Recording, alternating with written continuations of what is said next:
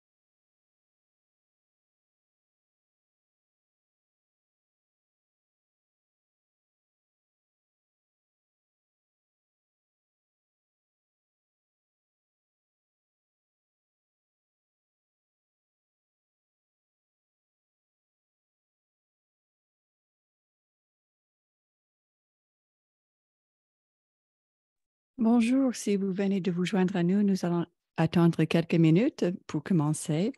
Si vous avez besoin d'interprétation, veuillez cliquer sur le bouton Interprétation en bas de votre écran Zoom et choisissez votre canal d'interprétation préféré.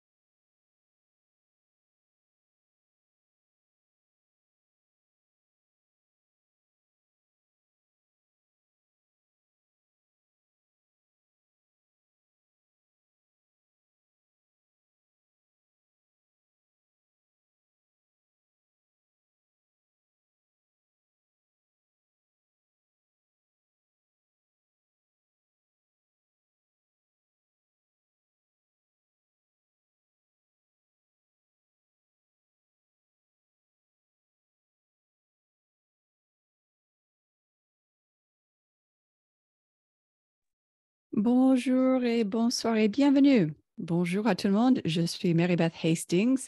Je suis conseillère principale en matière du genre chez FP 2030, pronom elle. Je suis tellement heureuse que vous ayez pu être avec nous pour notre dialogue mondial. Et nous sommes vraiment impatients de se revoir à Kigali, à la conférence dans quelques semaines en présentiel ou en virtuel. Et merci pour tous les efforts des organisateurs de cette conférence. Nous allons commencer avec quelques détails logistiques avant de commencer. Pour vous rappeler, ce webinaire sera enregistré et il y a aussi une interprétation en anglais, français et espagnol. Choisissez votre langue. Cliquez sur l'icône du globe en bas de votre écran Zoom et vous pouvez choisir le canal que vous souhaitez. Nous aurons une présentation en espagnol. Si vous ne parlez pas l'espagnol, cliquez sur Interprétation et choisissez le bouton anglais. Le titre de notre webinaire aujourd'hui, c'est Décoloniser la reproduction, résister à la violence reproductive dans différents contextes. C'est un sujet très pertinent et urgent. Les effets qui restent de la colonisation sont tellement intégrés dans les politiques, des structures, des rapports, et ceci produit l'opposition vis-à-vis de l'égalité en matière de reproduction. Au droit de la reproduction. Et il y a donc des implications réelles sur la recherche et la politique et nous espérons donc explorer ces sujets aujourd'hui. Pour FP 2030, c'est un sujet très important parce que nous venons de publier notre nouvelle stratégie sur le genre et je vais en partager un peu plus tard au cours de ce webinaire. Dans quelques instants, nous allons entendre de la part du Dr. Sami Keliso Dubé, notre directrice exécutive de FP 2030. Elle aura quelques propos d'introduction et ensuite nous aurons nos panélistes qui vont présenter des expériences différentes en matière de résistance à la violence reproductive et ensuite nous allons inviter nos conférenciers de répondre à vos questions. Donc, veuillez taper vos questions dans le chat et nous espérons avoir un débat très animé. Merci encore une fois d'être avec nous. Dr. Samu, à vous la parole. Merci, Mary-Beth, et j'espère que tout le monde se porte bien. Bonjour, bon après-midi, bonsoir, là où vous êtes dans le monde.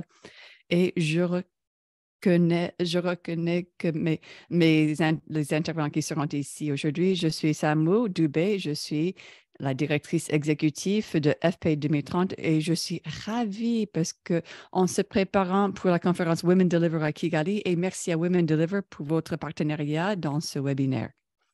Cette réunion est pour moi très pertinente et aussi pour le mouvement, je pense aussi, vient à un temps très opportun, à un moment dans notre histoire.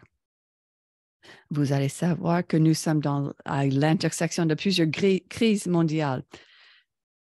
Il y a quelques semaines, l'OMS a publié des informations, des statistiques sur le déclin en matière de santé maternelle. Donc, nous savons à travers le monde, 800 femmes meurent chaque jour en accouchant.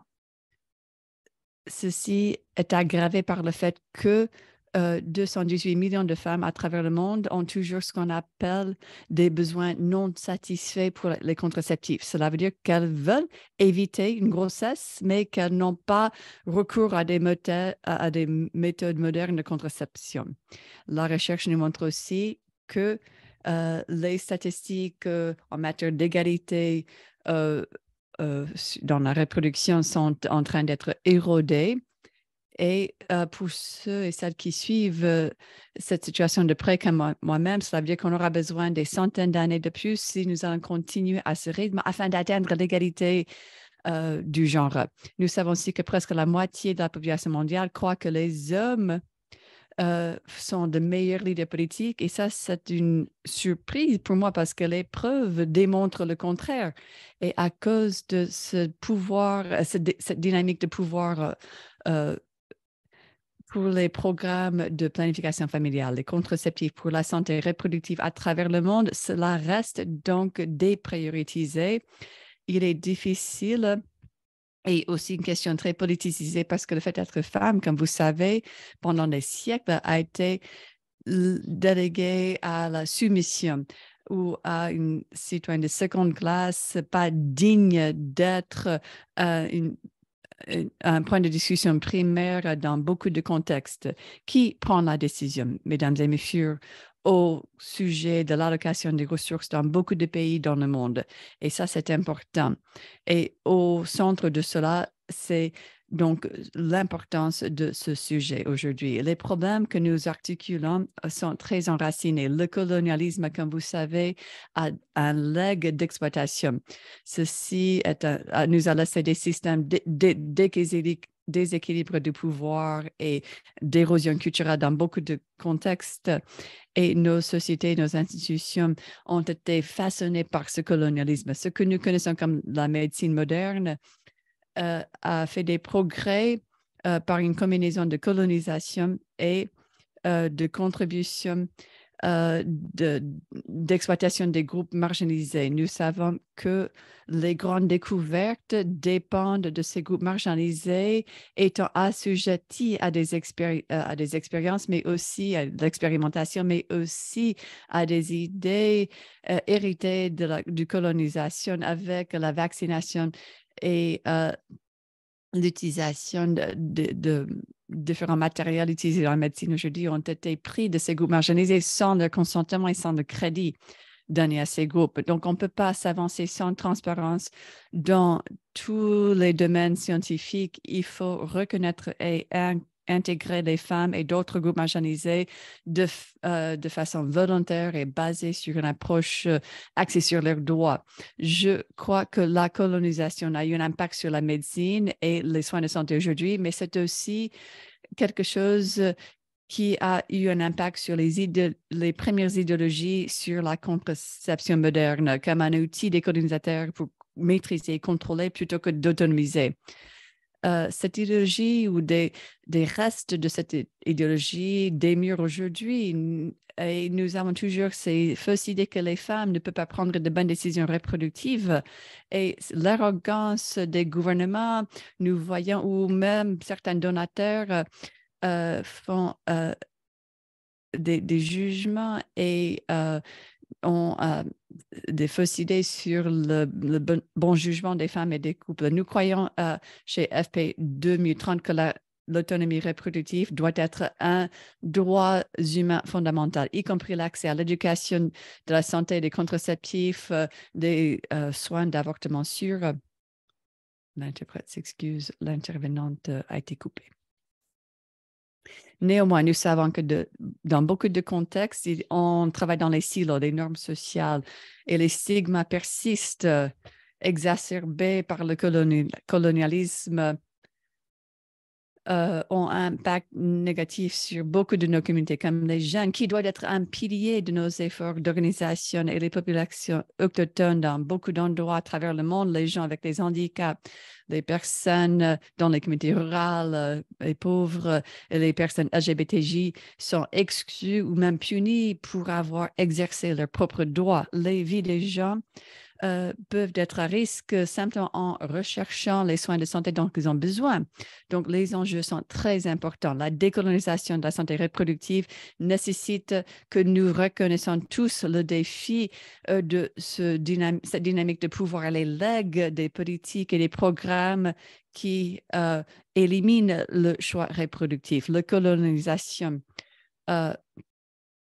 a mis en place un système de pouvoir et de gouvernement qui a eu un impact sur les systèmes de santé reproductive. Si on lit la littérature dans le passé, dans beaucoup d'États, que ce soit le Lesotho au Nigeria, les questions telles que l'accès à l'avortement étaient en fait laissées aux femmes pour décider. C'était une décision privée et pas à l'État. La décolonisation nécessite qu'on doit reconnaître les politiques créées par la colonisation qui ont minimisé les droits à la santé reproductive. Et ça, c'est l'objectif qu'il faut rechercher et le rôle que nous devons jouer. Pour FP 2030, la déconstruction de ces structures a commencé avec notre partenariat.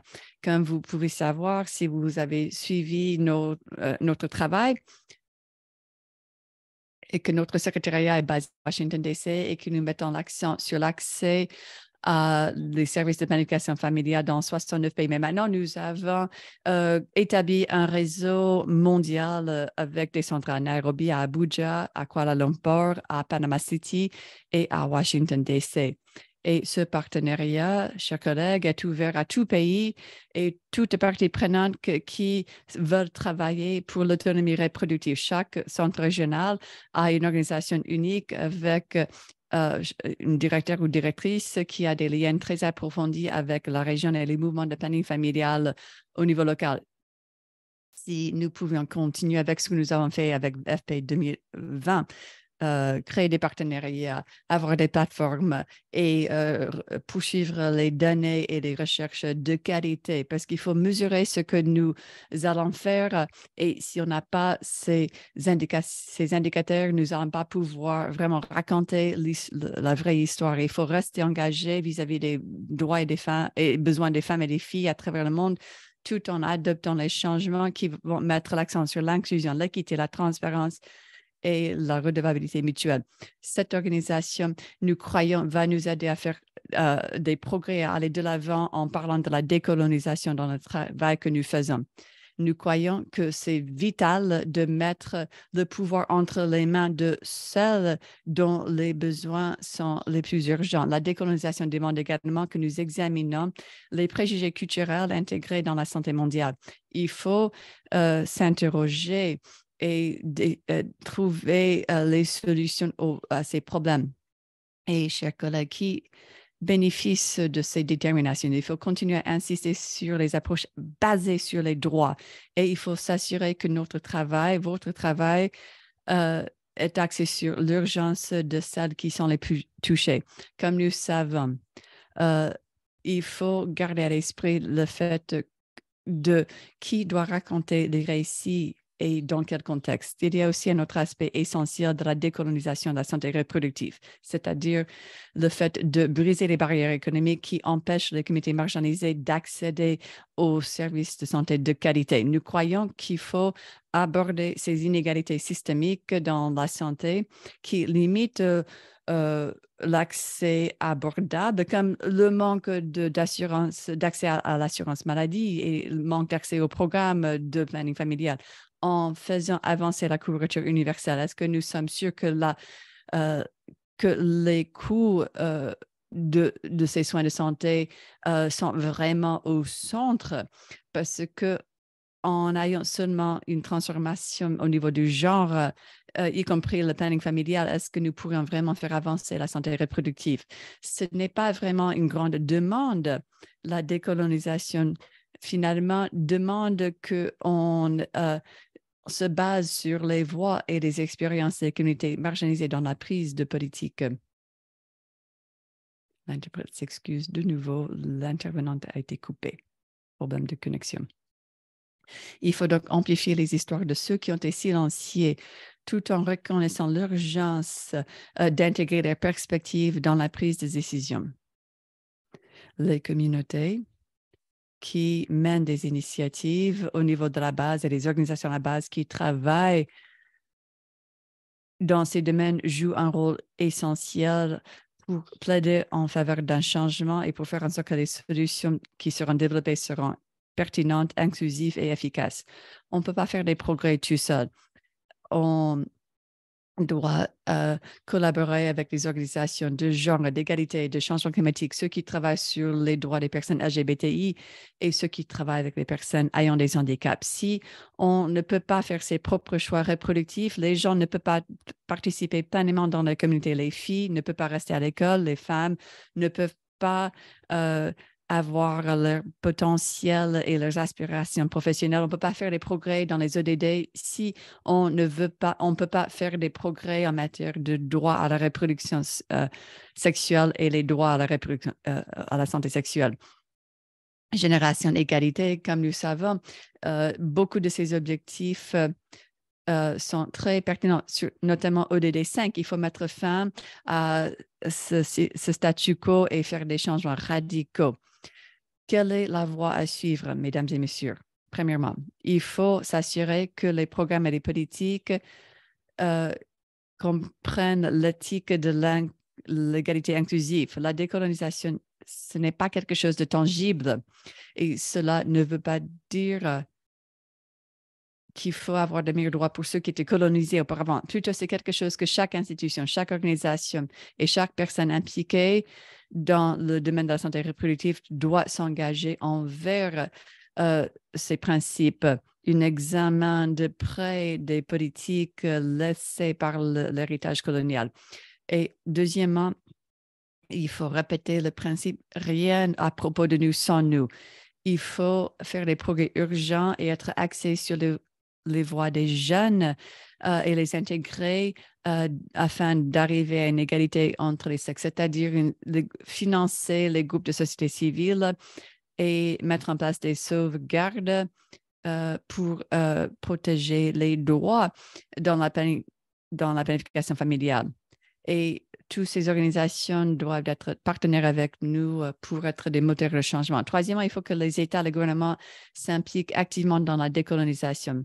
Examiner les politiques qui sont vraiment enracinées dans la colonisation, qui vont réprimer l'autonomie reproductive des citoyens. C'est la première étape. Dans beaucoup de ces pays, j'ai lu certaines des politiques de santé reproductive qui sont extrêmement archaïques et démodées qui existent depuis plus de 100 ans. Il faut financer de manière proactive la recherche et la consultation avec la société civile qui peut nous aider à transformer les systèmes de santé. Il faut donc examiner la colonisation et essayer de trouver un monde où tout le monde peut avoir recours à ses droits sans stigma. Nous sommes unis dans cette lutte pour les droits des femmes, mais il faut reconnaître aussi l'autonomie de tout et chacun et créer des systèmes qui sont véritablement inclusifs, équitables et qui répondent aux besoins de tous les individus. Je sais que nous sommes plus forts lorsque nous serons unis. Merci, Sam, pour ces mots si inspirants.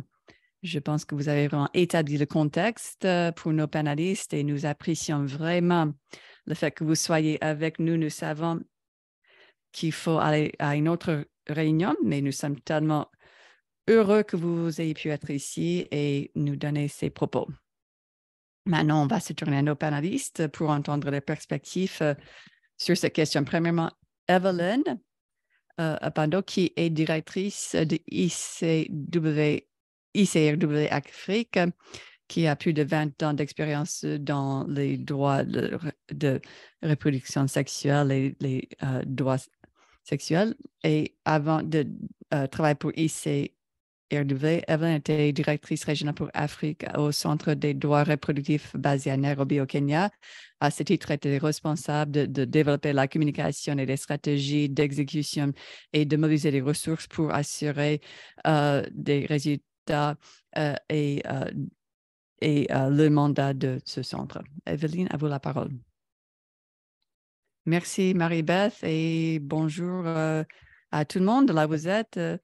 Je vais parler du contexte politique et des attaques contre l'autonomie corporelle et les retombées que nous voyons. Les attaques contre l'autonomie viennent de plusieurs idéologies qui cherchent à maintenir les rôles traditionnels et les structures de pouvoir traditionnelles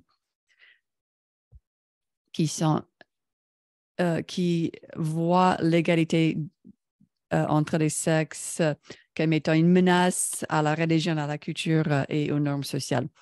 Et ces attaques politiques se manifestent dans plusieurs manières. Et je vais examiner premièrement les limites au financement.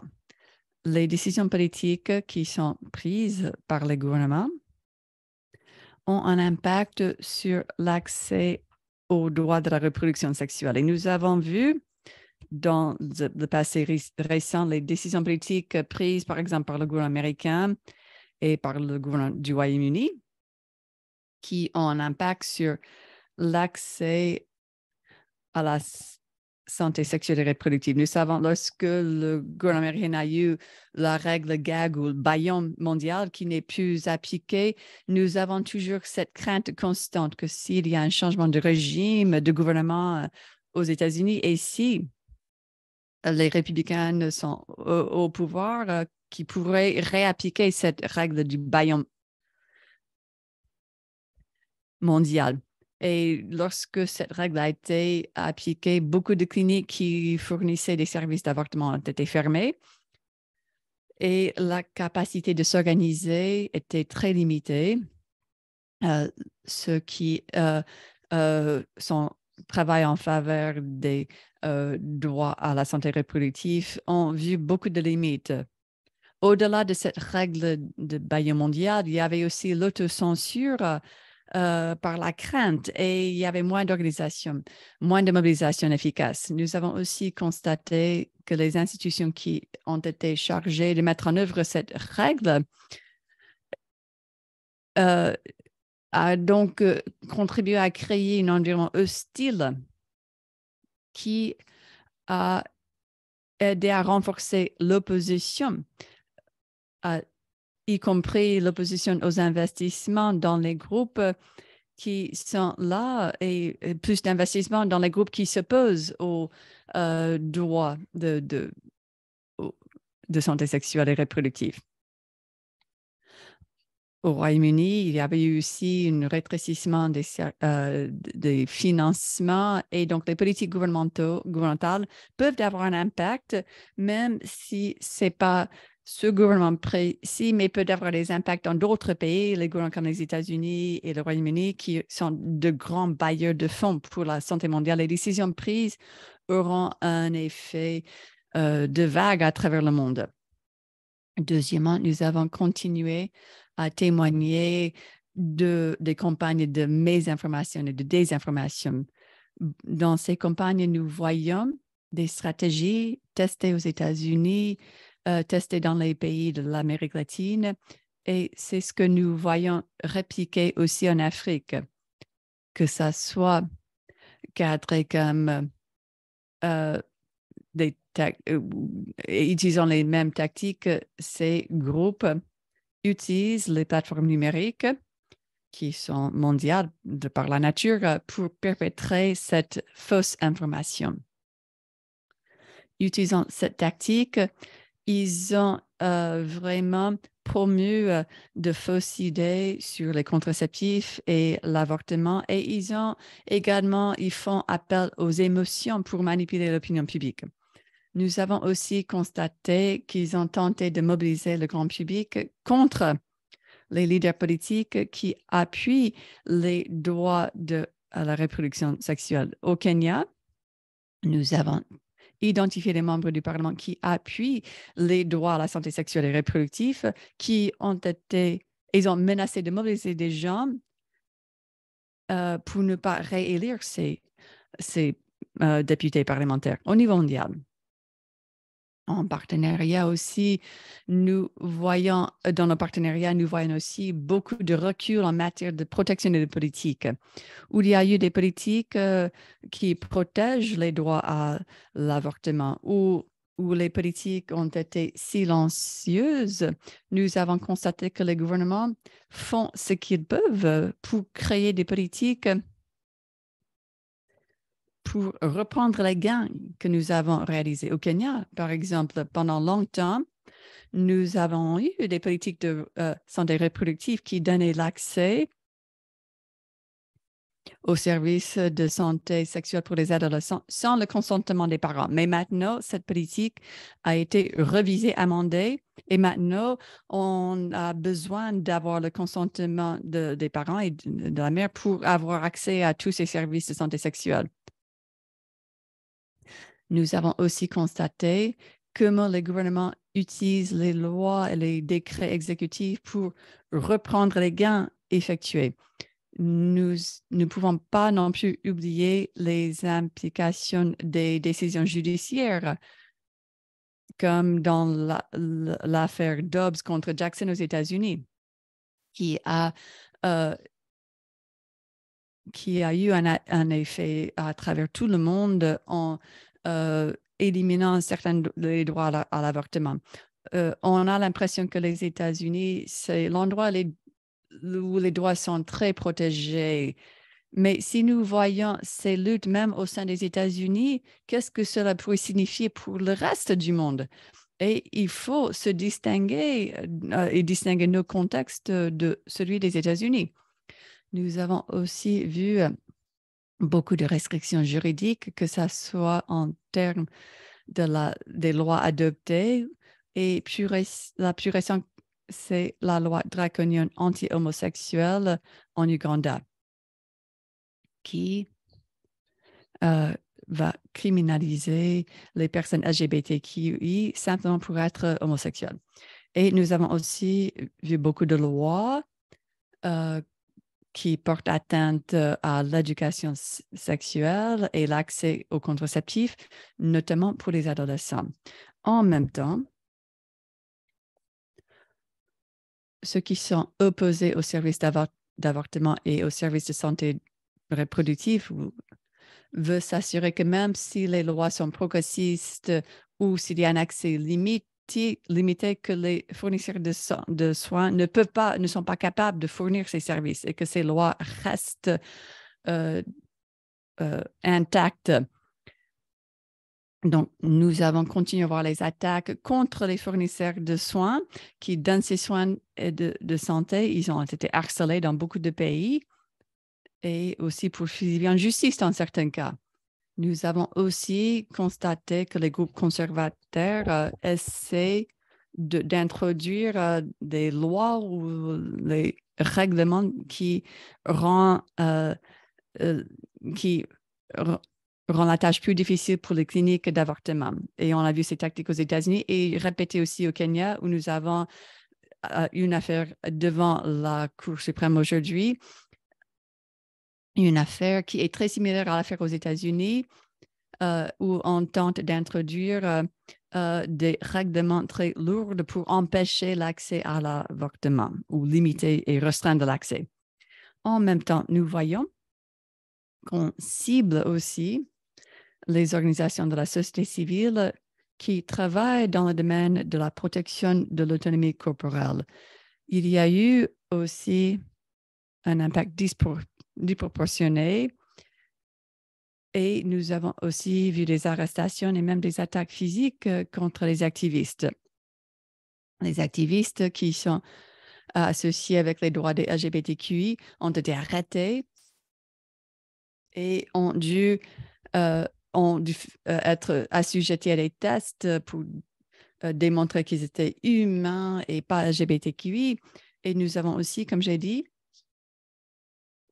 nous avons vu l'introduction des lois anti-homosexuelles en Ouganda ou Thaïlande qui introduit de nouveaux crimes comme la promotion de l'homosexualité où toute personne qui plaide en faveur des droits LGBTQI, y compris des représentants des organisations des droits de la personne, ou même les donateurs qui financent les programmes de droits LGBTI, pourraient être assujettis à des peines de jusqu'à 20 ans en prison. Avec cette érosion du pouvoir et l'exclusion des espaces qui continuent, et ces espaces qui sont maintenant occupés par des groupes conservateurs, ils sont autour de la table de prise de décision, que ce soit au ministère de la Santé, au gouvernement, et dans les espaces qu'on avait occupés et où nous avions une voix, ces groupes conservateurs ont de plus en plus d'impact et de poids dans ces espaces. Mais tout n'est pas sombre. Il y a beaucoup de défis, mais aussi et beaucoup de travail à faire. Mais les organisations et les communautés ont continué à s'organiser. Nous continuons à résister à tous les niveaux, national, mondial, et nous continuons à voir l'utilisation des procès juridiques pour remettre en cause ces groupes et pour les faire en sorte que les groupes soient redevables. Et les jeunes féministes s'organisent également. Et nous croyons qu'il est important pour les jeunes féministes de s'organiser et de continuer cette bataille parce que c'est une lutte de longue haleine. Il faut aussi occuper les espaces de prise de décision politique en tant que femme. La représentation politique continue à être essentielle pour que nous puissions être dans la salle lorsque ces lois et ces politiques seront discutées. Il faut continuer à demander des comptes des États pour les engagements en matière de genre qu'ils continuent à prendre au niveau national et mondial. Aussi, en tant que OSC, il faut continuer également à s'organiser et il faut dépendre des unes aux autres pour la solidarité à travers le globe. Les tactiques qui sont employées en Afrique, par exemple, ne sont pas des tactiques uniques. Même chose utilisée en Irlande, aux États-Unis et à travers le monde. Il faut donc s'apprendre des uns aux autres, renforcer la solidarité et continuer à lutter jusqu'à ce que nous puissions gagner et avoir la protection pour tous les êtres humains. Merci beaucoup.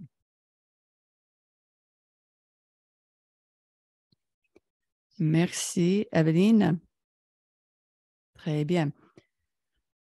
C'était formidable et des propos qui nous inspirent et qui communiquent vraiment l'urgence de cela pour toute personne, qu'on ne peut pas continuer à permettre à ce que cette colonisation des droits des personnes et de leur santé.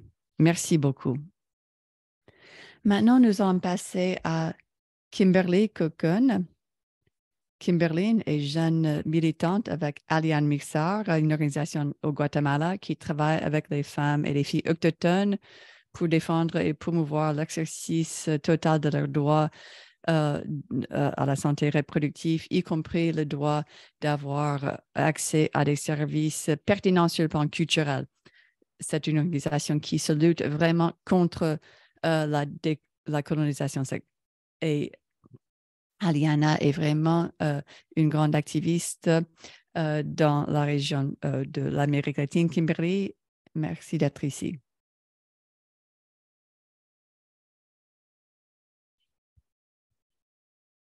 Bonjour. Je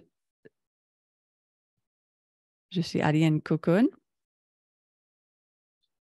J'ai 13 ans et je suis activiste pour les femmes et les filles. Et je viens du Guatemala.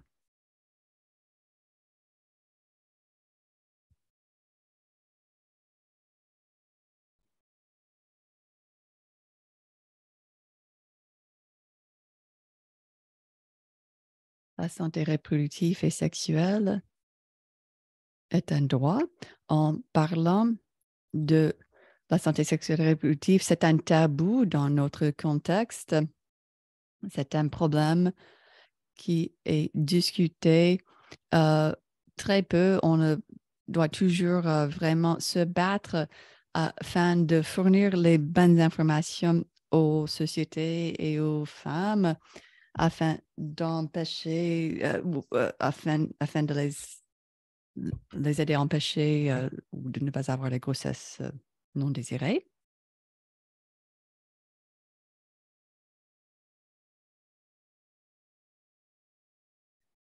La résistance culturelle, beaucoup de personnes croient que la culture autochtone a fait beaucoup de progrès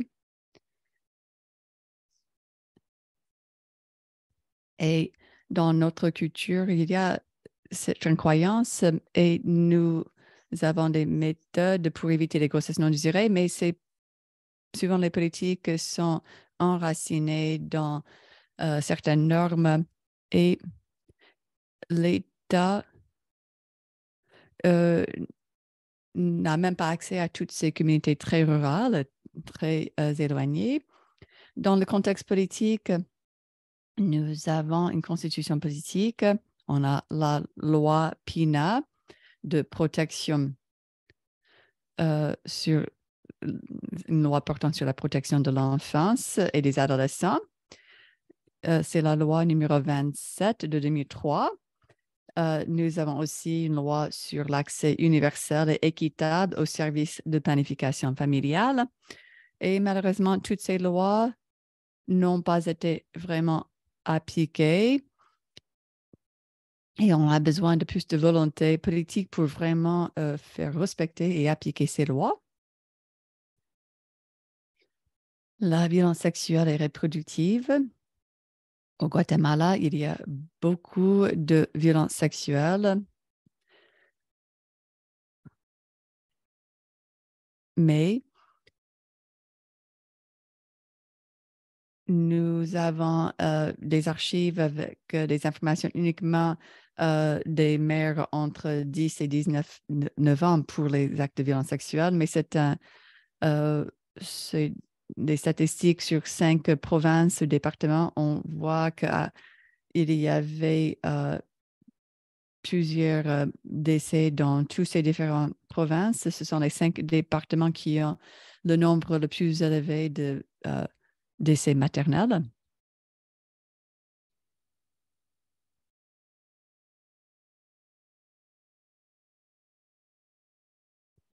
Et à cause de tous ces décès maternels, nous voyons aussi qu'en moyenne, il y a 230 enfants qui sont orphelins, qui vont grandir sans parents, qui va accroître la mortalité, la pauvreté et la malnutrition. C'est une attaque contre les attaques des femmes. Personne ne mérite de mourir ou ne doivent mourir en accouchant. Et tout le monde doit se lever, que tout le monde se lève, que personne ne soit laissé pour compte. Merci. Merci, Kimberly, et merci d'avoir illustré les questions qui sont si pertinentes pour tout le monde dans votre communauté à Guatemala. Et merci pour le travail que vous faites là-bas. Ce serait un plaisir de parler de cela un peu plus dans la discussion. Un rappel pour mettre vos questions dans la boîte Q&A, questions-réponses, ou dans le chat. Maintenant, Yvette Alal, responsable de technique avec Raising Voices, basée en Ouganda. Elle a une expertise dans le domaine d'organisations qui utilisent SASA. C'est une approche basée sur les preuves d'organisation communautaire pour empêcher la violence à l'égard des femmes. Développée avec un optimisme et beaucoup de théories, SASA encourage les gens à utiliser notre pouvoir collectif pour créer des espaces et communautés sûrs et sans violence pour les femmes. Au fil des années, SASA a été adapté et appliqué dans au moins 30 pays par plus de 70 organisations dans le monde. Yvette, vous la parole.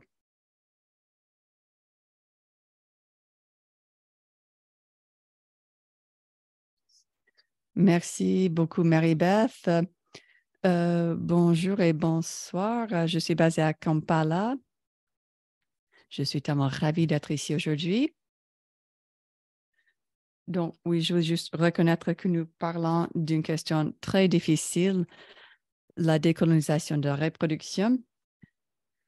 Et à Raising Voices, nous sommes les auteurs de l'approche SASA. SASA, c'est l'une des approches qui est disponible pour empêcher la violence à l'égard des femmes et qui traite plus précisément de la prévention de violence à l'égard des femmes en mobilisant les communautés pour changer les normes sociaux qui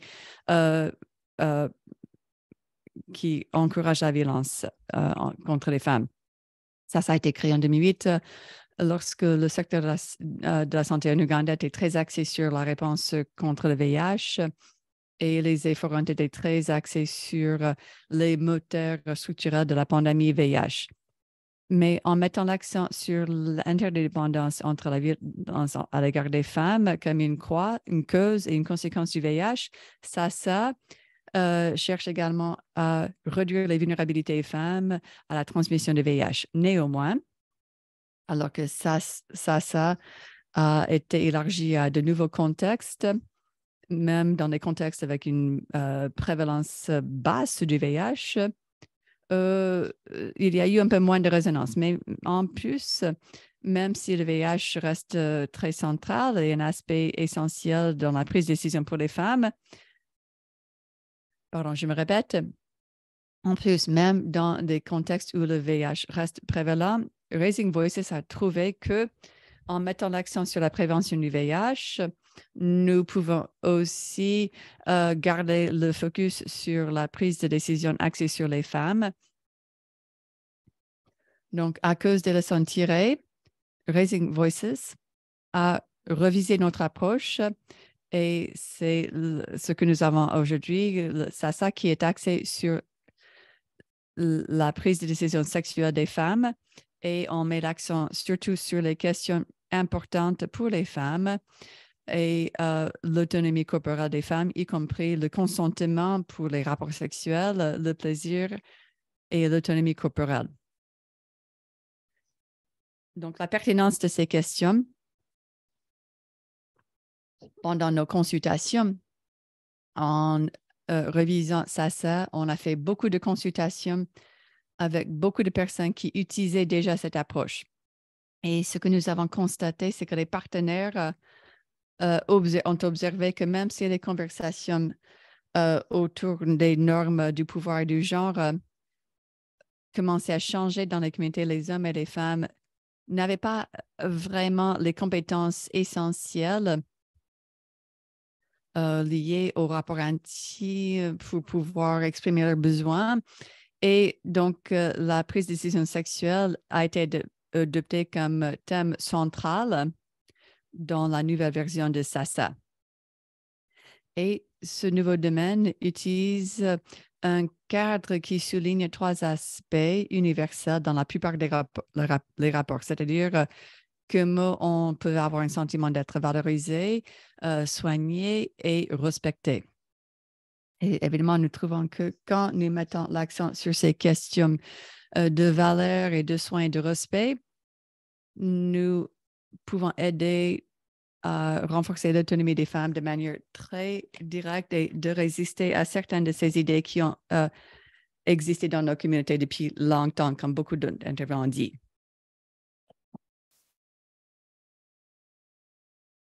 Et ces idées d'autonomie corporelle. Et nous constatons que l'approche SASA,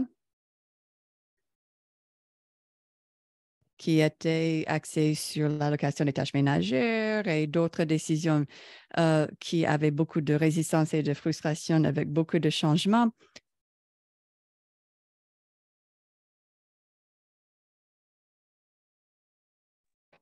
Donc, nous trouvons que ceci nous aide à changer la dynamique du pouvoir par rapport au rôle de genre entre les hommes et les hommes, et ce qui résonne vraiment avec les hommes et les femmes, et surtout pour les femmes, ce qui est à propos de ces valeurs, de ressentir qu'on est respecté, qu'on a de la valeur.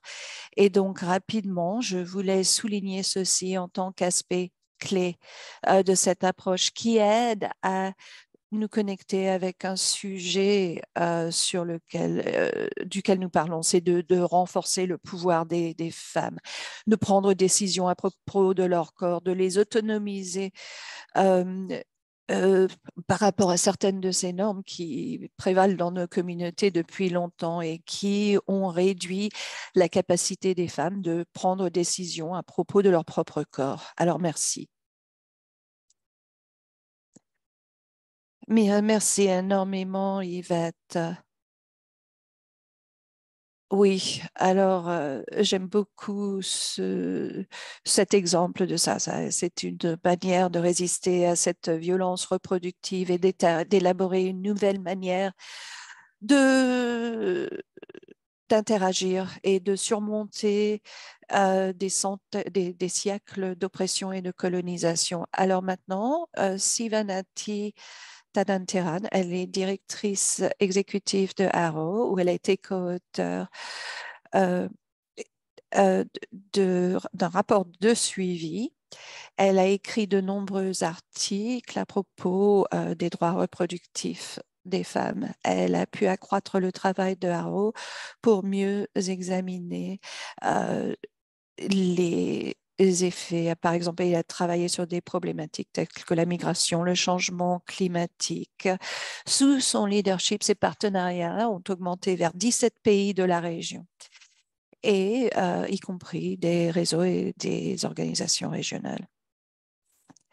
Alors, merci Marie-Beth.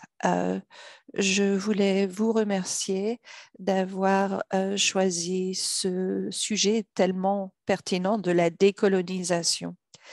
Et donc, ceci dans le domaine de la santé reproductive et des rois, c'est difficile parce qu'on sait que le corps des femmes ont été utilisés pour des buts coloniaux d'un point de vue historique par rapport à l'esclavage et différentes sortes d'esclavage.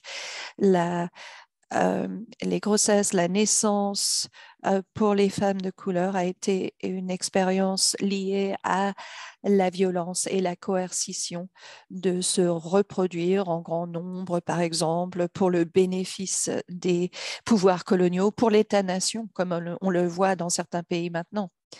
Dans les années 70 et 80, quand il y avait cette bombe à retardement de la population, on a vu que les pratiques de planification dans la région. Alors, le processus de la colonisation, nous ont-ils vraiment quittés ou ont-ils même quitté notre esprit?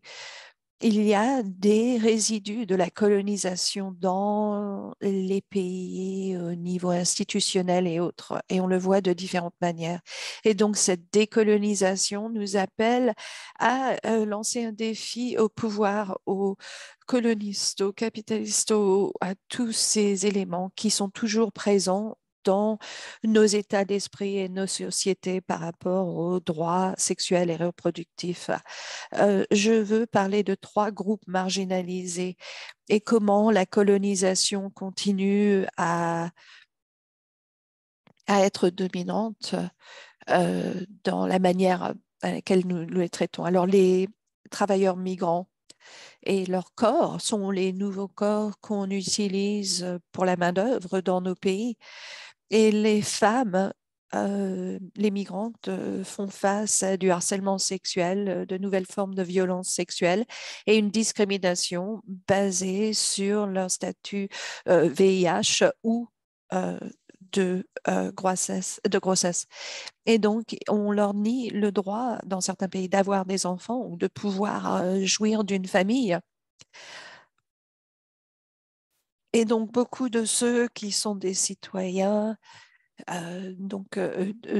disent, et on les entend beaucoup au niveau des pays, quand on parle du pouvoir, de l'autonomie et des droits reproductifs et de la santé reproductive des travailleurs migrants, et on leur nie ce droit parce qu'on dit que leur corps est lié aux besoins et aux désirs de leurs employeurs. Et dans un nombre de pays, on parle de cet esclavage moderne. Et donc, d'inclure les travailleurs émigrés, et c'est un discours politique, l'inclusion de ces travailleurs, c'est vraiment divisif dans beaucoup de pays. Et donc, nous devons vraiment décortiquer ceci lié à cette question de la citoyenneté.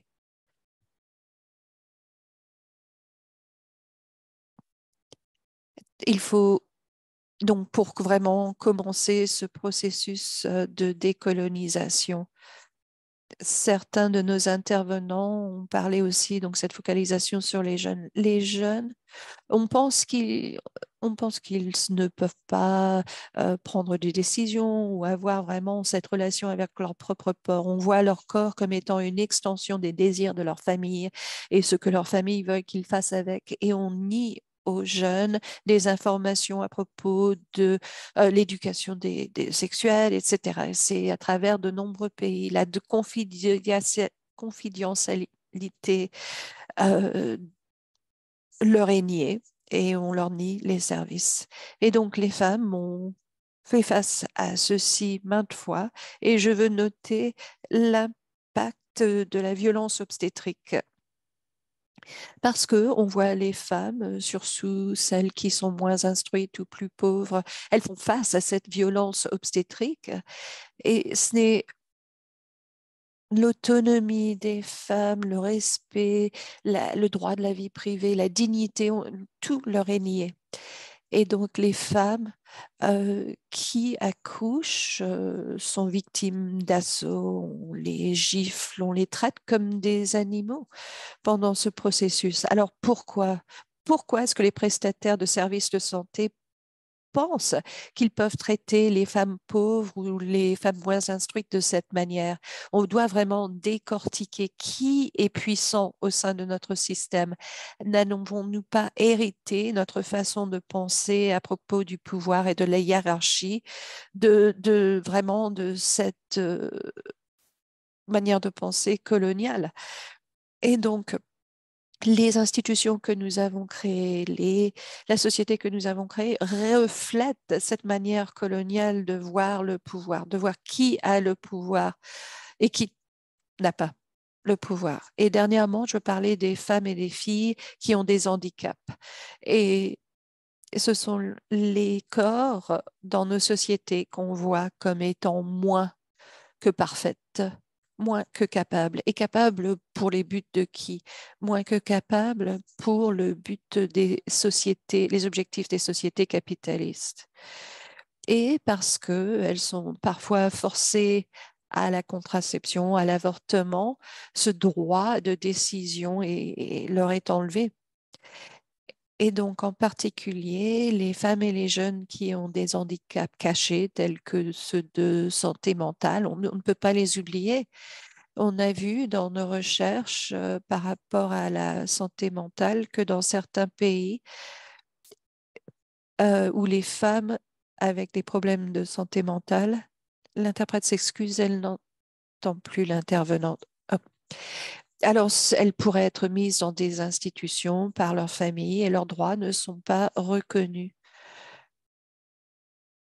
et toute autre forme de droit, que ce soit le droit d'avoir un compte bancaire, de détenir de la propriété, d'avoir la garde de leurs enfants. Ce droit peut leur être enlevé parce que quand on les catégorise comme étant des femmes avec des handicaps. Alors, je dois dire, comment est-ce qu'on peut questionner ce pouvoir qui est imbriqué? Comment est-ce qu'on peut égaliser le pouvoir entre des communautés qui ont été marginalisées dans nos propres sociétés? Et ça, c'est vraiment le grand défi de la décolonisation pour nous. Merci. Et merci d'avoir parlé de cette violence obstétrique. On a eu tellement de présentations vraiment provocatrices aujourd'hui, touchant à tout un éventail de sujets sous cette ombrelle de la décolonisation de la reproduction, que ce soit des groupes LGBTQI. Merci Evelyne d'avoir parlé des lois contre l'homosexualité que l'on voit en train d'être élaborées dans différents pays, les lois contre l'avortement, le besoin de solidarité parmi tous ces mouvements aussi. Et donc, Kimberly, parlant de la sexualité des adolescentes et la violence contre les jeunes filles au Guatemala et la résistance à la violence de la part de Yvette. Alors maintenant, on va passer à vos questions. Et on envoie une dans la boîte de Q&A, de questions et de réponses. Alors, comment pouvons-nous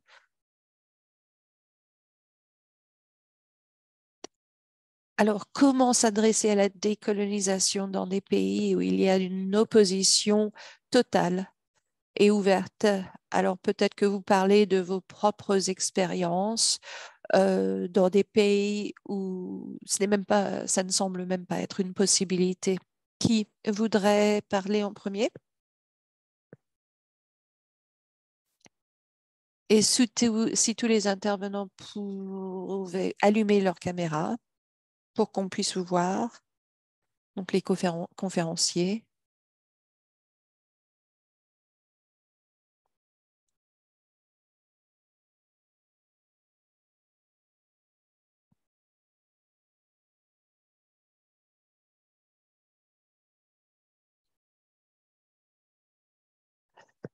Peut-être que je peux commencer. Je pense que ce qu'on a vu souvent à travers l'Afrique, c'est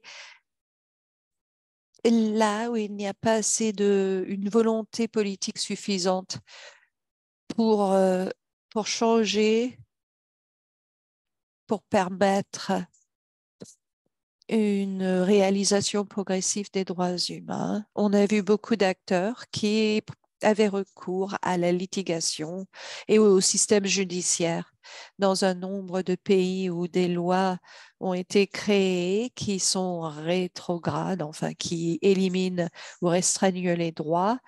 Dans certains cas, on a vu le système judiciaire se soulever. Et donc, c'est vraiment la litigation est une tactique. Et donc, il y a beaucoup de travail à faire pour sensibiliser et renforcer les capacités du système judiciaire pour qu'ils comprennent vraiment ceci. Mais pour moi, l'avantage que je vois sur l'aspect judiciaire, c'est que les politiciens ont peur de perdre leur vote et pourraient facilement se pencher du côté de ce qu'ils voient le public faire. Mais le système judiciaire, lui, est censé en fait suivre cette idée de l'état de droit et ce qu'on ne les voit pas forcément toujours faire. Mais je pense qu'il est important d'utiliser un nombre de tactiques et de les équilibrer. Ce qui est aussi essentiel, c'est important d'utiliser cette mobilisation sur le terrain et de rassembler ces voix, d'avoir une grande voix donc sur le terrain et d'être en solidarité avec d'autres mouvements. Ceci peut être l'une des manières par lesquelles on s'attaque à ceci. Et donc, je ne pense pas qu'il y a une seule stratégie qui est adaptée à tous ces contextes, mais je pense qu'on doit équilibrer, établir un équilibre entre différentes stratégies.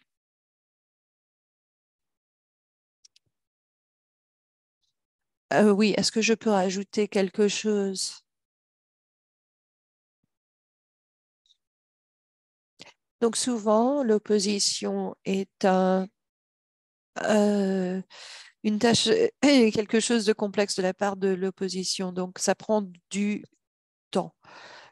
Il faut reconnaître d'abord le travail qui est effectué, que ce soit au Kenya ou ailleurs, pour surveiller l'opposition, pour voir ce qu'ils font. Mais on a affaire à des partis, des acteurs très organisés. On joue un long jeu.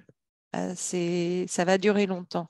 Mais pour le moment, on est presque en prison. Quand on est en prison, la meilleure stratégie, c'est de faire une émeute, de se révolter.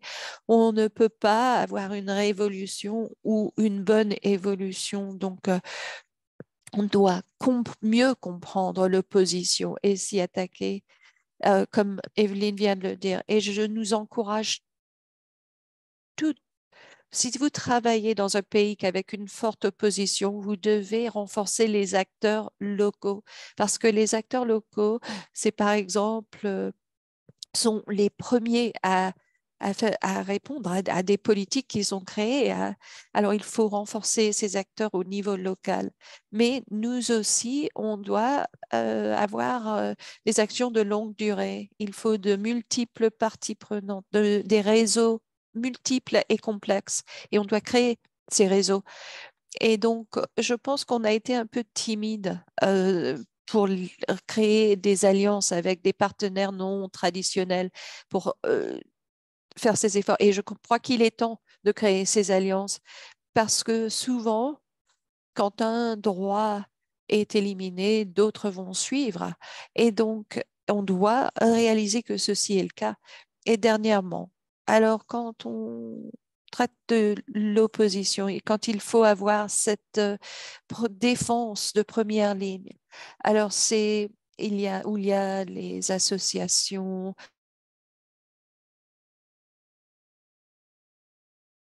sur les premières lignes ont des mécanismes de défense si leurs vies sont en danger. Et ensuite, il faut s'organiser et jouer jeu de longue durée. Mais il faut avoir des solutions créatives. J'ai, j'ai une autre réunion, malheureusement. Je m'excuse. Merci. Une bonne manière de terminer. Alors, est-ce que certaines des autres panélistes voudraient dire quelque chose? Oui, merci. Je voulais suivre sur ce qu'a dit Dr Dubé. Très souvent, au niveau des pays, la planification familiale, les soins reproductifs, etc., sont vus comme un agenda colonial et donc une opposition s'organise au niveau local en tant que résistance pour décoloniser. Cependant, je pense qu'il est important pour nous de réaliser, c'est que quelles que soient les mesures qu'on propose au niveau des pays, est-ce qu'elles recherchent en fait à autonomiser les femmes, les jeunes, les communautés marginalisées? Est-ce qu'elles recherchent à leur donner de l'autonomie, du pouvoir? Alors à ce moment-là, on peut se demander qu'est-ce que c'est? Qu'est-ce qui est vraiment une colonisation de notre société et qu'est-ce qui est vraiment une décolonisation à laquelle nous appelons. Alors, c'est vraiment cette idée d'intégrer les gens, les femmes, les filles, les peuples autochtones. Et donc, vraiment d'écouter ces femmes, ces jeunes, etc., disant, voilà, sont vos droits que personne ne peut vous nier, que ce soit le gouvernement ou les prestataires de services de santé. Ceci est une importante partie de cette décolonisation du pouvoir lui-même. Et je dirais aussi très rapidement, alors je voulais parler brièvement du langage, du pouvoir du langage. Alors, le langage peut en fait créer ou briser notre agenda. Il faut penser au pouvoir du langage qui est aspirationnel, qui va aider les gens à comprendre qu'ils font partie de ceci. Un langage qui est englobant, qui comprend tout le monde et pour aider les gens à résister à cette colonisation. De très bons points, en effet. Merci. Alors, la prochaine question. Il y a eu des préoccupations récemment à propos de comment l'opposition émane des groupes féministes contre des groupes minoritaires de genre, etc. Et donc, en fait, et ceci empire l'engagement. Alors, comment est-ce qu'on peut créer, encourager les partenariats à travers la société, où qu'on soit sur le continuum, surtout pour renforcer la santé reproductive? Est-ce que je peux y aller en premier? Oui, c'est une préoccupation très valide et je pense que tout le monde comprend ceci, mais une manière de s'adresser à ce conflit, c'est de reconnaître qu'on on a affaire à une question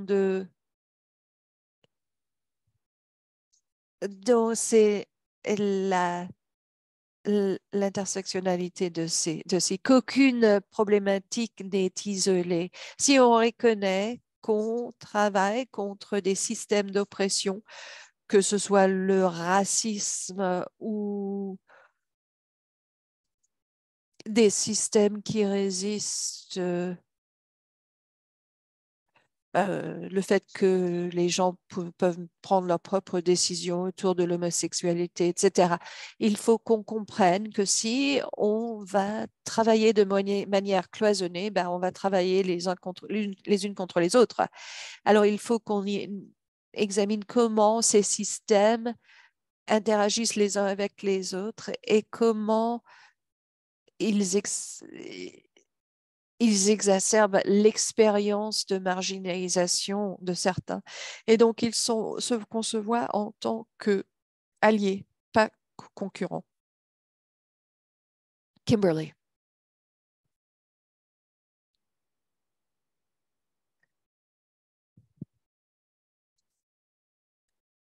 Je voulais juste noter que je suis très reconnaissante pour toutes les informations qui ont été fournies ici aujourd'hui et de voir comment parmi les pays, malheureusement, on n'en fait pas mieux. Comment, au niveau politique, comment pouvons-nous nous améliorer? Comment pouvons-nous faire en sorte que les jeunes soient mieux informés? Parce que c'est un sujet très important. Oui, il est important que nous nous rappelions de l'interconnectivité des droits humains. On ne peut, on ne peut pas choisir ce qu'on veut. Quand on dit qu'on est des gens qui promeuvent les droits humains, c'est à propos de la dignité humaine, de l'autonomie du corps. On ne peut pas parler de l'autonomie du corps quand on parle de l'avortement et ensuite dire que ça ne s'applique pas aux problématiques LGBTQI. Et il y a aussi les gens qui disent qu'ils travaillent sur la SMNI et que bon, c'est la santé maternelle, mais ils ne vont pas toucher à l'avortement. Pour eux, c'est un sujet tabou. Alors, il faut vraiment qu'on voit ceci d'une manière plus exhaustive. Et sous-examiner les groupes conservateurs qui s'opposent à ceci. Ils ont déjà mis l'avortement, les groupes LGBTQI ensemble comme étant des attaques contre le concept de la famille et ils utilisent des tactiques ensemble contre ceci qu'ils voient comme des attaques contre la famille. Donc, il est important qu'on se rassemble parce que nous arrivons à des plus grands nombres pour s'attaquer à différentes problématiques et à intégrer plus de personnes. Et alors, dans mon esprit, je ne vois pas comment on peut séparer ces sujets et ensuite dire qu'on parle de la dignité humaine, en gros. Merci. Ah oui, c'est vraiment très important qu'il y a tout cet éventail de problématiques et que si l'autonomie des corps et l'imposition de choix provenant de l'externe, on ne peut pas se séparer les uns des autres. On ne peut pas se créer des clivages entre nous. Quelqu'un a demandé une question à propos du langage. Quand on parle de la santé reproductive, et je pense que beaucoup d'organisations qui travaillent sur ce sujet ont des problèmes avec ceci. Comment est-ce qu'on utilise un langage inclusif sans perdre de vue le fait que tellement de la colonisation des corps des femmes a vraiment été quelque chose basé sur le genre, a une histoire basée sur le genre, et reconnaissant quand même qu'il y a des personnes de différents genres qui ont des besoins urgents de soins de santé reproductive. Qui voudrait... Est-ce que quelqu'un a un commentaire à ce sujet? Sur le langage, je peux dire que oui, le langage est très important et parfois,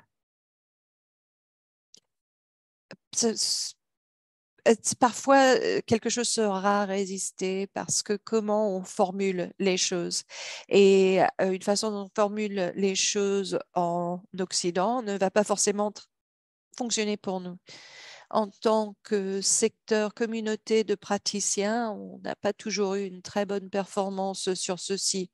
Et donc, c'est un défi d'être plus conscient parce que ce n'est pas seulement une question de prouver qu'on a raison, c'est on veut on essaye de changer la perception et de promouvoir cet agenda pour tous. Alors quand par exemple, je veux convaincre des décideurs politiques dans ce contexte, dans certains pays en Afrique, je veux vraiment comprendre le contexte politique, les craintes, les préoccupations des gens sur le terrain pour que je formule mes messages d'une manière qui s'adresse à ces contextes.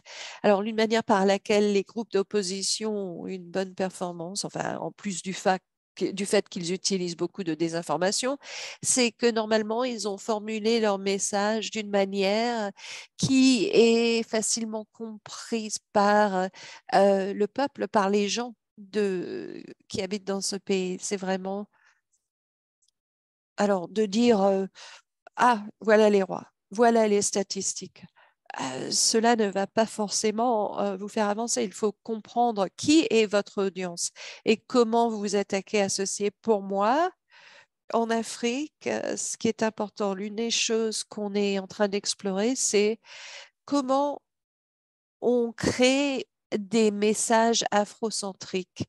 Quelles sont les préoccupations du grand public en Afrique? Alors, quand on parle de notre histoire, quand on parle de la décolonisation, ce ne sont pas des concepts étrangers. Quand on en parle, on a eu tendance à oublier comment ceci se manifestait. Comment utiliser ceci dans la philosophie africaine? Il faut l'explorer, cette philosophie africaine. Comment on peut les utiliser dans notre débat actuel pour promouvoir ces droits, cet agenda?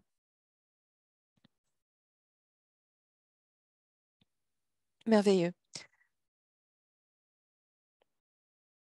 Ah oui, il y a ce contexte régional, c'est très important. Et je voulais aussi euh, poser une autre question de la boîte de chat. Comment nous travaillons à travers les différentes régions quand ceci est tellement contextuel. Il y a ce contexte du pays où nous travaillons. Alors, quand on parle de la décolonisation,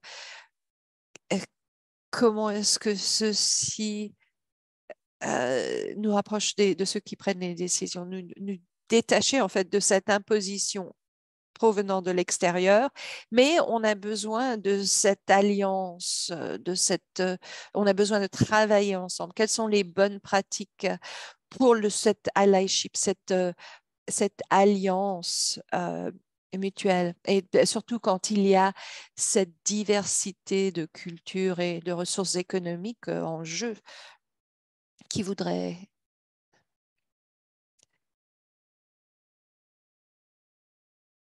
Evelyne.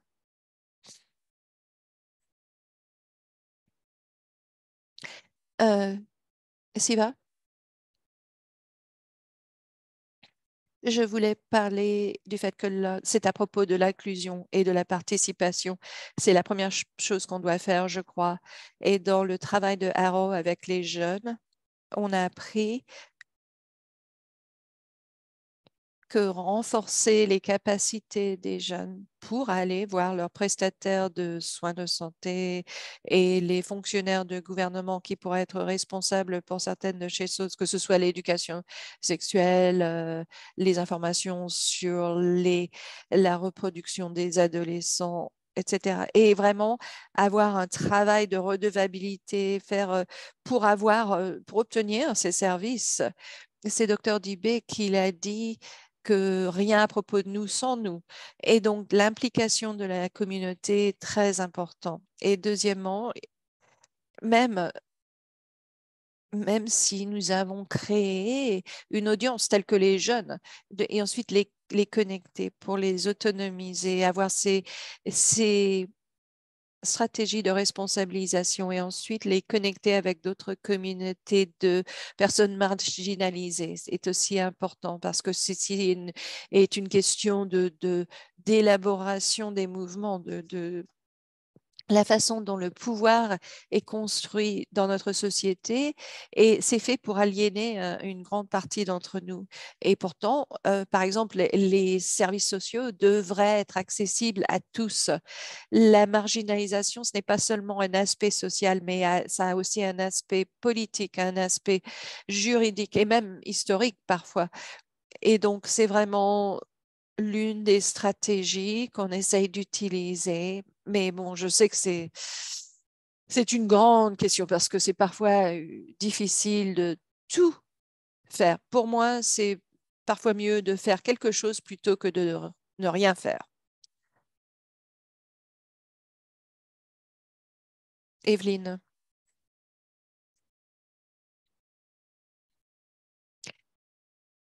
Bien que le contexte du pays ou le contexte régional soit différent et qu'on doit répondre tout d'abord à ces contextes, je crois qu'on doit vraiment comprendre le fait qu'on est connecté mondialement. Et quand on regarde comment les groupes en opposition se comportent, leurs tactiques sont les mêmes. Ils emploient les mêmes tactiques, les mêmes messages, la même formulation en Europe, aux États-Unis et ailleurs. Et donc, ce n'est pas une question de réinventer la roue, il faut se rassembler pour apprendre les uns des autres. Quelles sont les tactiques qui sont utilisées? On prend ceci et ensuite on adapte à nos contextes pour que ça s'adresse à nos contextes. Dans ma propre organisation, par exemple, ce qu'on fait, c'est on génère des données probantes. Alors, comment le Greenway Movement, le mouvement a réussi à avoir tellement de gains dans un contexte conservateur? Par exemple, les États-Unis, après le renversement de la loi sur l'avortement, comment est-ce que vous vous êtes organisé après Roe v. Wade? Et comment est-ce qu'on peut prendre ces éléments et les utiliser comme leçon pour notre propre contexte? Et bien sûr, il y a cette solidarité au niveau mondial quand on parle de la formulation et la redevabilité avec les mécanismes de l'ONU qui nous rassemblent. Désolée. Et je pense qu'il est aussi important de reconnaître que malgré que nous provenons de différentes régions, il y a des manières de connecter tout ceci dans euh, notre mode socio-économique. On n'est pas influencé par un seul aspect de qui nous sommes. Il y a tellement d'aspects. Alors, si par exemple vous travaillez en Afrique, ce qui se passe dans le nord mondial va directement avoir un impact sur votre travail ici. Alors, reconnaissant que nous vivons dans cet écosystème et essayant de se situer au sein de cet écosystème et ce faisant, réduisant l'impact, les influences négatives de comment d'autres pourraient avoir un impact sur votre travail. C'est vraiment important parce que si on continue à travailler dans nos petits coins et pensant que tout va s'arranger, je pense qu'on ne voit pas ce qui est important. Alors, il faut réaliser comment les grands systèmes nous impactent de manière négative, essayer de travailler avec ces mêmes structures pour avoir un impact positif, pour nous assurer que nous pouvons travailler à travers les régions et qu'elles bénéficient tous d'une même manière. Alors, une question de plus, et c'est à propos de comment la planification familiale, en fait, est cloisonnée très souvent en dehors des autres programmes de santé sexuelle et reproductive. Alors, je veux vous demander, euh, euh, alors par exemple, vous travaillez dans un contexte où l'éducation sexuelle est très limitée, vous êtes une jeune personne, les filles font l'expérience de la violence sexuelle et surtout les filles autochtones souffrent de l'effet de ces pouvoirs coloniaux. Et donc, comment pouvons-nous lier, reconnecter la planification familiale à ceci parce que c'est peut-être qu'elles ont besoin d'interventions de prévention de violence ou de soins de santé sexuelle. Comment pouvons-nous nous assurer que la planification familiale est intégrée dans ce contexte plus large et ne se perd pas parmi d'autres services de santé sexuelle et reproductive?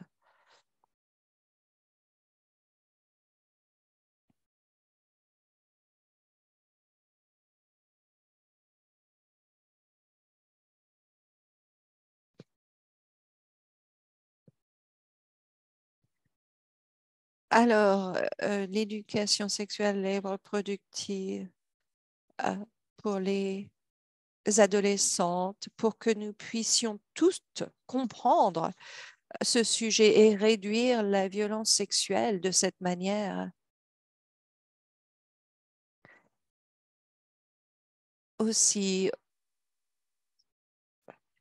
on doit euh, parler, nous perdons nos langues.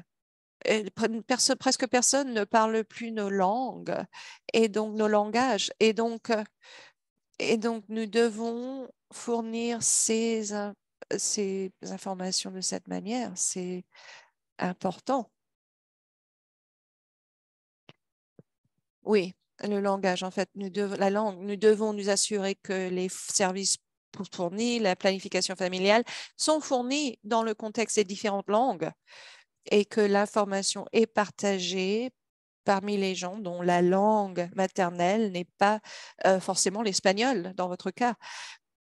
Qui d'autre voudrait parler de comment on peut s'assurer que la planification familiale est intégrée mais pas perdue dans ce paysage?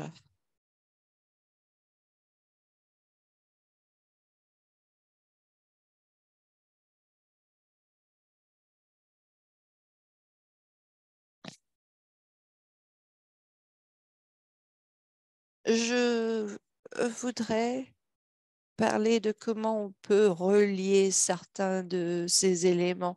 Je pense que c'est essentiel. Dans la région Asie-Pacifique, les jeunes et les adolescents sont vraiment laissés de côté par rapport aux services de planification familiale. Et donc, comment est-ce que cette connaissance de l'autonomie du corps, du pouvoir de l'autonomie, comment est-ce que ceci a à voir avec nos informations à propos de la contraception et l'éducation sexuelle? Alors, pour moi, l'inclusion de groupes qui ont été laissés de côté, qui sont négligés, est importante. Et donc, c'est une approche qui a à voir avec l'équité. Et on a parlé de différents groupes qui devaient être inclus dans les efforts euh, de proximité. Alors ensuite, il y a la qualité des services et c'est là où la qualité des services de planification familiale est essentielle parce que exactement comme la violence obstétrique, on sait que dans certains pays, les femmes pauvres ont les forces d'avoir certains des implants dans des conditions peu sanitaires. Alors, c'est vraiment, il faut améliorer la qualité des services pour les femmes pauvres et marginalisées, parce que si on veut vraiment que les femmes utilisent cette contraception euh, d'une manière facilement, elles doivent le comprendre. Elles doivent aussi il faut que ce soit une bonne expérience pour qu'elles encouragent leurs sœurs, leurs amis, leurs filles à aller rechercher ces services parce que ces services eux-mêmes peuvent être autonomisants. Et troisièmement, il y a des cliniques qui peuvent fournir toute une chaîne de services, parce que la contraception, c'est l'un de ces services. Mais il y a aussi, bien sûr, les vaccins pour les enfants. Euh, et quand, bien sûr, la contraception échoue, les services sûrs d'avortement. Et donc, il faut qu'il y ait cette intégration de services. C'est vraiment très important pour les femmes et les filles, surtout celles provenant de communautés marginalisées, parce qu'il n'y a pas beaucoup de cliniques dans leur zone. Il n'y a qu'une clinique et on veut qu'elles y aillent, qu'elles reçoivent tout cet éventail de services qui sont essentiels. Oui, c'est vraiment très important en effet. Comment tout ceci est connecté et comment on ne peut pas juste dire, oh, la violence obstétrique est par là, la planification familiale est de l'autre côté. Non, tout ceci est relié et on parle d'individus et comment ils vivent leur expérience dans le système de santé de différentes manières. Et ceci parle de l'importance de la société civile. Et vous toutes représentant la société civile, vous êtes les garde-fous pour que vous assurez qu'il y ait cette fourniture de services et qu'elle soit basée sur le droit et sans les voies d'organisation dirigées par les femmes et les filles, nous perdons ceci. Et il y a cette tendance à la colonisation et que ces pouvoirs qui existent déjà puissent dominer le débat. Alors, merci à toutes, merci à tous, merci à nos panélistes et aux participants. Malheureusement, ça a été vraiment une très bonne discussion, mais nous arrivons à la fin de notre présentation. Alors, je vais vous laisser continuer votre journée, mais je voulais seulement dire merci. Merci de nous avoir rejoints. Pour plus d'informations sur comment FP 2030 travaille à décoloniser la reproduction, examiner nos stratégies sur le genre. Il y a un lien dans la boîte de chat et si nous allons examiner les différentes approches. Et j'ai mon adresse mail dans la boîte de chat. Et si vous allez être à Kigali, venez nous voir. Donc, nous allons parler le 18 juillet sur la session sur les droits de, euh, de santé sexuelle et reproductive. Et donc, nous avons aussi, euh, et nous aurons un kiosque aussi qui sera vraiment facile à trouver. Alors, merci. Merci de nous avoir rejoints et je vous souhaite une bonne journée.